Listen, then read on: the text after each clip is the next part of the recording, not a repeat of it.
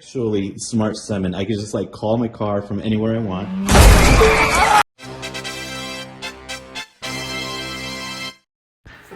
우리는 정말 실로 무서운 세상에, 그리고 편리한 세상에 살고 있습니다.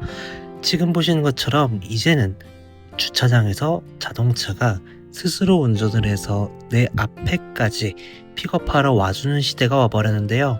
이렇게 자율주행 차량들이 운전을 직접 하다 사고가 나는 경우 누가 책임을 져야 하고 왜 책임을 져야 하는지 알아보도록 하겠습니다. 자율주행이라고 해서 완벽하기만 한 건 아닙니다. 지금 보시는 것처럼 테슬라도 이런 식으로 오토파일럿 중에 기둥을 박아버린다거나 출차하는 과정에서 옆 차량을 그냥 긁어버린다거나 이러한 실수들을 할 수 있어요. Not exactly far right. 자, 그런데 문제는 이 실수로 인해서 누군가에게 손해배상 책임을 떠안게 되었을 때가 문제거든요. 우리는 이런 경우를 대비해서 보험이라는 것을 가입하게 되어 있습니다. 이 자동차 보험을 가입할 때는 운전을 누가 할 것인지에 대한 미리 운전자 범위를 설정하게 되어 있죠. 왜냐하면 운전을 하는 사람들이 많아지면 많아질수록 사고 위험이 올라가기 때문입니다. 자, 그런데 운전자가 아예 없이 이렇게 자동차가 스스로 혼자 운전을 하다가 사고가 나는 경우 보험회사에서는 운전을 운전자가 하지 않았다라는 이유로 이 보험 처리를 안 해줄 수가 있을까요? 자, 결론부터 말씀드리면 지금 시점에서는 안 됩니다. 무조건 배상을 해야 해요.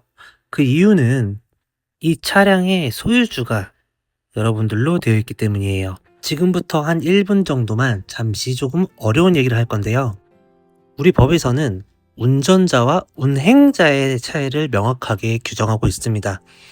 운행자, 운전자, 운전, 운행 뭐가 다를까요? 다 일단 조금 범위에서 운전자를 보겠습니다.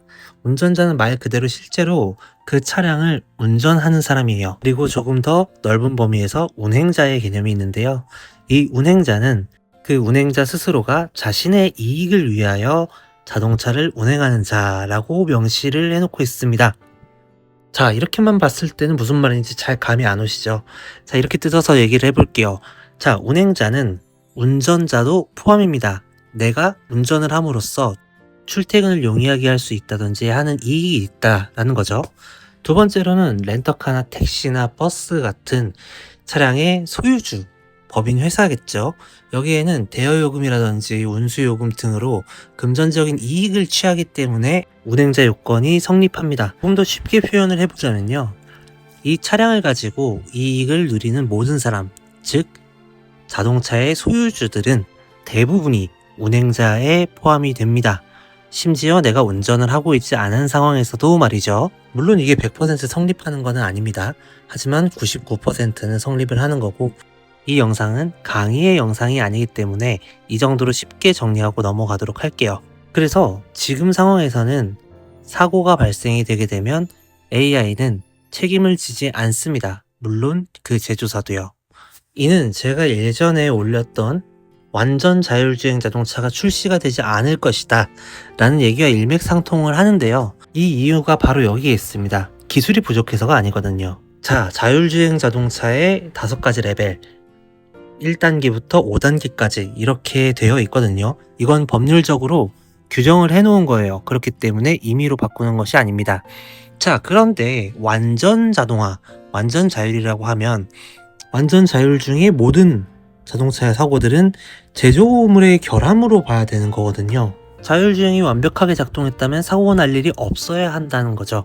자, 그럼 여기서 자동차 보험사는 자연스럽게 발을 뺍니다. 운전자가 진술하기를 자율주행 모드에 걸어놓고 운전을 하다가 사고가 났어요 라고 하면 완벽한 자율주행 시스템에 에러가 있었다 라고 해석할 수밖에 없게 되는 거거든요.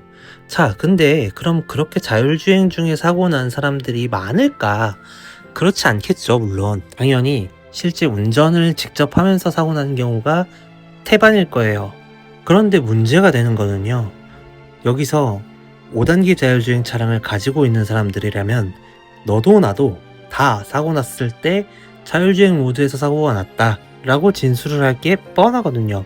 우리나라 제조물 책임법이 참 재미있는 게요. 일반적인 민사소송에서의 그 피해에 대한 입증 책임은 내가 너의 불법행위 때문에 피해를 봤어 라고 입증의 책임을 피해자가 해야 합니다. 그런데 독특하게도 유독 제조물 배상 책임에 대해서는 소비자가 정상적으로 사용하였다라는 것만 입증이 되면 그 이후의 결함에 대한 부분은 제조사가 책임을 지게끔 되어 있어요. 그러니 실제로 운전자가 나는 자율주행 모드에다가 놓고 사고가 났다라고 주장을 해버리면 이게 진실로 밝혀지는 때까지 제조사에서는 먼저 손해배상에 대한 책임을 다 지고 나중에 밝혀진 거에 따라서 구상을 하게 됩니다. 그렇기 때문에 모든 자동차 제조사는 4.9단계는 출시를 할지언정 5단계를 출시하지는 않을 겁니다. 결론은 자율주행 또는 자율보조주행 장치로 운전을 하다가 사고 나는 경우에는 운행자 책임론에 따라서 차량의 소유주 자동차 보험이 처리를 해줘야 된다 라는 겁니다. 자, 유익한 정보가 되셨으면 알림 설정과 구독 부탁드리고요. 다음 시간에 더 유용한 정보를 찾아뵙도록 하겠습니다. 안녕!